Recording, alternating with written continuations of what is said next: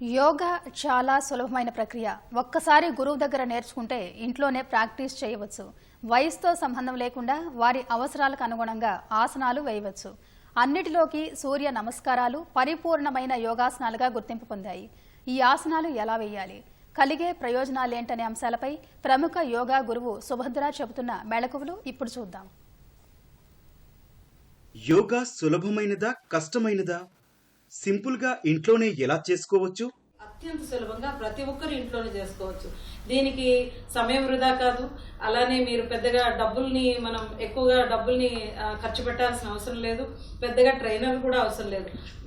వాస్తవంగా చెప్పాలంటే మీకు మీరే ట్రైనర్ అవ్వాలి. అంటే నా శరీరం నాకేం కావాలో నాకు తెలిసినంత బాగా మరెవరికి తెలియదు. కాబట్టి నా గురువు చెప్పిన దాన్ని మళ్ళీ నాకు ఎంతవరకు అనుకూలంగా ఉందనేది నేను గురువు సమక్షంలోనే తెలుసుకుంటూ ప్రాక్టీస్ చేస్తే యోగా అత్యంత సులభమైనది, ప్రతిరోజు సాధన చేయదగినది.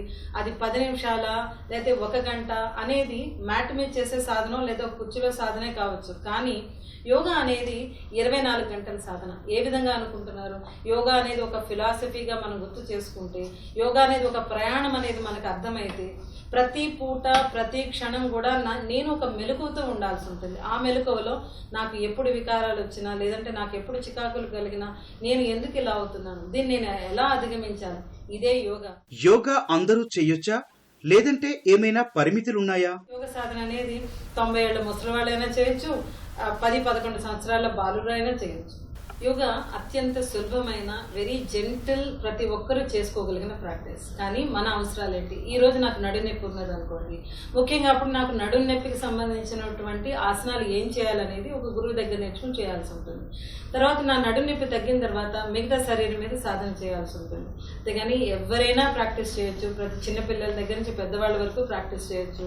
మంచం మీద పడుకునే వ్యక్తి కూడా యోగ సాధన చేయొచ్చు. ఇప్పుడు నాకు మోకాళ్ళ నొప్పులు విపరీతంగా ఉన్నాయనుకోండి, అటువంటి వ్యక్తిని మనం కుర్చీలో కూర్చోబెట్టి స్పైన్ ని ట్విస్ట్ చేయడం కానీ, సైడ్ బెండ్ చేయడం కానీ, కటి చక్రాసనం అని, అర్ధకటి చక్రాసనం అని, పాదహస్తాసనం అని, ఇవన్నీ కూడా ఒక కుర్చీలో కూర్చొని ప్రాక్టీస్ చేయొచ్చు. ఒకవేళ ఒక వ్యక్తి లేదా గర్భిణీ స్త్రీ మనకి ఎక్కువ బరువులు ఎత్తే పరిస్థితుల్లో లేరు, ఎక్కువ నడవలేరు అనుకున్నప్పుడు వాళ్ళ మంచం మీద పడుకుని కూడా సాధన చేయొచ్చు. ఇలా ప్రతి వ్యక్తికి వాళ్లకు ఉన్నటువంటి శారీరక స్థాయి అంటే లిమిటేషన్స్ కానీ, ఫ్లెక్సిబిలిటీని బట్టి కానీ, వాళ్ళకు ఉండవలసిన డిమాండ్స్ని బట్టి కానీ ప్రాక్టీసెస్ మార్చుకోవచ్చు. కొన్ని ప్రాక్టీసెస్ మనం గోడను ఆధారంగా చేసుకొని చేస్తాము.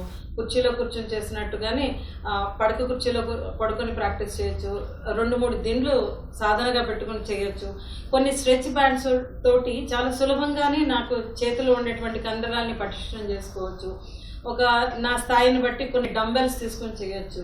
ఒక మయూరాసనంలో ఉండేటువంటి బెనిఫిట్స్ కావచ్చు, చక్రాసనంలో వచ్చేటువంటి బెనిఫిట్స్ కావచ్చు.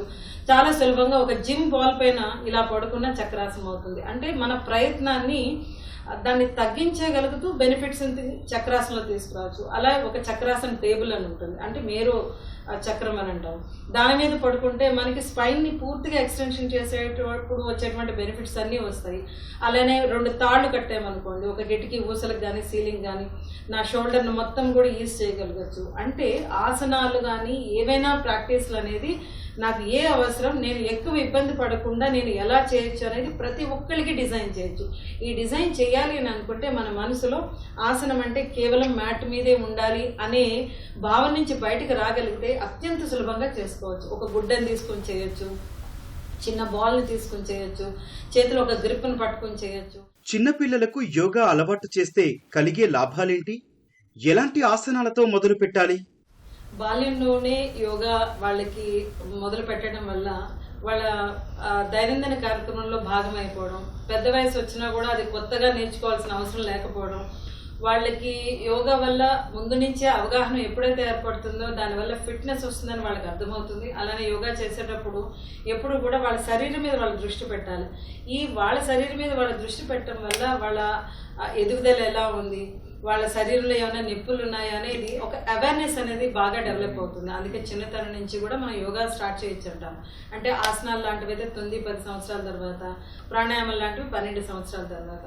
కానీ ఈ ముందుగా కూడా సాధన చేసినా పర్వాలేదు. కానీ అలా సాధన చేసినట్టయితే, అంటే చిన్నపిల్లల నుంచి యోగా మనం మొదలు పెట్టాలనుకుంటే సరదాగా ఉండగలగాలి. అంటే బ్యాలెన్సింగ్ పోస్చర్స్, ఒక తాడాసనం కానీ, ఏకపాదాసనం కానీ, లేదా నటరాజాసనం కానీ, కటి చక్రాసనం కానీ లేదా ఒంటి కాలు మీద నిలబడి వృక్షాసనం లాంటివి కానీ, అంటే ఎక్కువగా మనం బ్యాలెన్స్డ్ పోస్టర్స్ చేస్తాం. ఈ ఎదుగుదల ఉండేటువంటి పిల్లల్లో వెన్నుని ఎక్కువగా వంచి ట్విస్ట్ చేసేటువంటి ఆసనాల జోలికి జనరల్గా వెళ్ళం. అలానే ప్రాణాయామం పిల్లలకి మొదలు పెట్టినప్పుడు ప్రశాంతంగా కళ్ళు మూసుకుని దీర్ఘ శ్వాసలు చేసుకుంటూ వదిలిపెట్టడమో, లేదా ఓంకార సాధనమో, లేదా అకార ఉకార మకారాల లాంటి సాధన చేపిస్తాం. కానీ కపాలభాతి భస్త్రిక లాంటి సాధనలు మాత్రం 14-15 ఏళ్ళు దాటిన తర్వాత, అది కూడా ఒక గురువు సమక్షంలో వీళ్ళ శరీరం సహకరిస్తుంది అనుకున్నప్పుడే అటువంటి ప్రాణాయామాలు మొదలు పెడతాం. సూర్య నమస్కారాలు ఎలా చేయాలి? ఎవరు చెయ్యొచ్చు, ఎవరు చెయ్యకూడదు? సూర్య నమస్కారాల్లో 12 భాగాలు ఉంటాయి.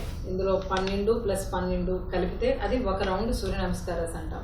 సూర్య నమస్కారాలని పరిపూర్ణ సాధనగా పేర్కొంటారు. ఎందుచేతనంటే ఇందులో వచ్చేటువంటి కదలికలు, తిన్నగా నిలబడటం, వెనక్కి వెళ్ళడం, మళ్ళా ముందుకు వంగడం, మళ్ళా వెనక్కి, ఈ విధంగా వెన్నిపాము ఇలా వెనక్కి వంగడం మళ్ళా తిరిగి అనేది మొదటి 5 ఆసనాల్లో జరుగుతుంది. సూర్య నమస్కారాల్లో మొదటిది ప్రణామాసన. ఇప్పుడు హస్త ఉత్థానాసన, శ్వాస తీసుకుంటూ, పాదహస్తాసన, శ్వాస వదిలిపెడుతూ, ఎడమ కాలుతో అశ్వసంచలనాసన, శ్వాస తీసుకుంటూ, శ్వాస వదిలిపెడుతూ, పర్వతాసన, అష్టాంగ నమస్కారాసన, శ్వాస అలానే కుంభించి ఉంచాలి.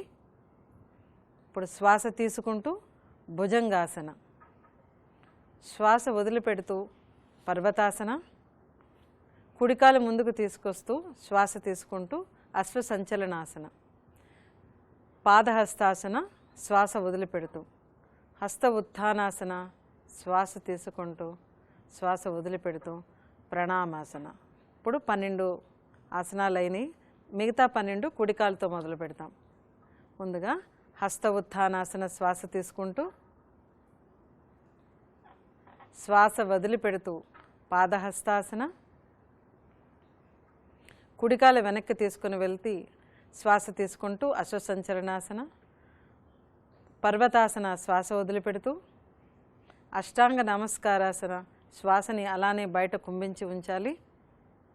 శ్వాస తీసుకుంటూ భుజంగాసన, శ్వాస వదిలిపెడుతూ పర్వతాసన, ఎడమకాలని ముందుకు తీసుకుని వస్తూ శ్వాస తీసుకుంటూ అశ్వసంచలనాసన, పాదహస్తాసన, శ్వాస వదిలిపెడుతూ హస్త ఉత్థానాసన, శ్వాస తీసుకుంటూ శ్వాస వదిలిపెడుతూ ప్రణామాసన. ఈ విధంగా ఇప్పుడు మనం ఒక రౌండ్ చేసాము. ఇలా శాయశక్తుల ఎన్ని రౌండ్స్ చేయగలిగితే అంతగా మీ అవసరాలను బట్టి సూర్య నమస్కారాలు సాధన చేయవచ్చు. ఇక్కడ వరకు ఈ 5 ఆసనాలు కూడా మీరు గమనిస్తే ఒకదాని తర్వాత ఒకటి వెన్నుని ముందుకి వెనక్కి వెళ్ళబడతాయి. తర్వాత వచ్చే 2 ఆసనాలు అష్టాంగ నమస్కారాసన్, భుజంగాసన్. ఈ 2 మాత్రం తిరిగి మనం రిపీట్ చేయము. ఈ భుజంగాసనం తర్వాత మరలా పర్వతాసన్, పర్వతాసన్ తర్వాత అశ్వసంచలనాసన్, తర్వాత పాదహస్తాసన్, హస్త ఉత్థానాసన్. ఇవి మళ్ళా క్రమంగా ఒక్కొక్కటి వెనక్కి వస్తాం. ఇది ఎవరు చేయొచ్చు, ఎవరు చేయకూడదు అంటే మనకు తెలిసిన విషయమే. మోకాళ్ళ నొప్పులు ఉన్న వాళ్ళు చేయలేరు. కానీ అలా చేయలేనప్పుడు కుర్చీలో కూర్చుని కూడా దాన్ని తగ్గట్టుగా డిజైన్ చేసుకుని కూడా సూర్య నమస్కారం చేయొచ్చు. సూర్య నమస్కారాలతో శరీరానికి కలిగే ప్రయోజనాలేంటి? శరీరంలో ఉండేటువంటి అన్ని సిస్టమ్స్ కూడా స్టిమ్యులేట్ అవ్వబడతాయి. అండ్ ఒక్కొక్క ఆసనానికి ఏం జరుగుతుంది, ఎప్పుడు శ్వాస తీసుకోవాలి, ఎప్పుడు శ్వాస వదిలి పెట్టాలి అనే క్రమం ఉంటుంది. తర్వాత ఏ చక్రం మీద దృష్టి పెట్టాలి, అలానే 12 మంత్రాలు కూడా ఉంటాయి బీజాక్షరాలతో కలిపి. ఈ మంత్రాలు ఈ బీజాక్షరాలతో కలిపి చేయడం వల్ల స్పిరిచువల్గా ఎక్కడ దాని ఇంపాక్ట్ ఉంటుంది అనేది ఉంటుంది. అందుకే ఇది పరిపూర్ణ సాధన అయింది. దీని ఉపయోగం మస్కులోస్కెలిటల్ సిస్టమ్ దగ్గర నుంచి respiratory system, digestive system, what not అన్ని సిస్టమ్స్ పైన కూడా, ఎండోక్రైన్ సిస్టమ్ పైన కూడా దీని ఇన్ఫ్లుయెన్స్ ఉంటుంది. హైపర్ యాక్టివ్ ఉంటాడు అనుకుందాం, లేదా యాంగ్జైటీ ఎక్కువ, తొందరపాటు ఎక్కువ, రెస్ట్లెస్నెస్ ఎక్కువ. ఈ వ్యక్తి సూర్య నమస్కారాలు కనుక మనం ఒకవేళ నిర్దేశించబడితే అతను అత్యంత నిదానంగా ప్రశాంతంగా 2 రౌండ్స్ చేస్తే అద్భుతంగా తన వ్యక్తిత్వంలో మార్పు రావడం అనేది చూడొచ్చు. అలాగే మరో వ్యక్తి బద్ధకం, ఎక్కడ పనులు అక్కడే ఉంటాయి, రేపు చూద్దాం మాపు చూద్దాం అనుకునే లక్షణం, లోపల నుంచి ఎప్పుడు ఉత్సాహం కనిపించదు. అటువంటి వ్యక్తికి ఒకవేళ సూర్య నమస్కారాలు చేయించాలంటే వాళ్ళతో వేగంగా చేయించాలి, అంటే శరీరంలో వేడి పుట్టాలి. అలా చేస్తూ ఉండగా అతనిలో చురుకుదనం పెరగడం, మానసికంగా క్విక్గా రెస్పాండ్ అవ్వగలగడం, ఇలాంటి మార్పులు చూడొచ్చు. అంటే సూర్య నమస్కారాల్ని వ్యక్తి యొక్క మెంటల్ స్టేటస్ని బట్టి కూడా మార్చుకోగలగాలి.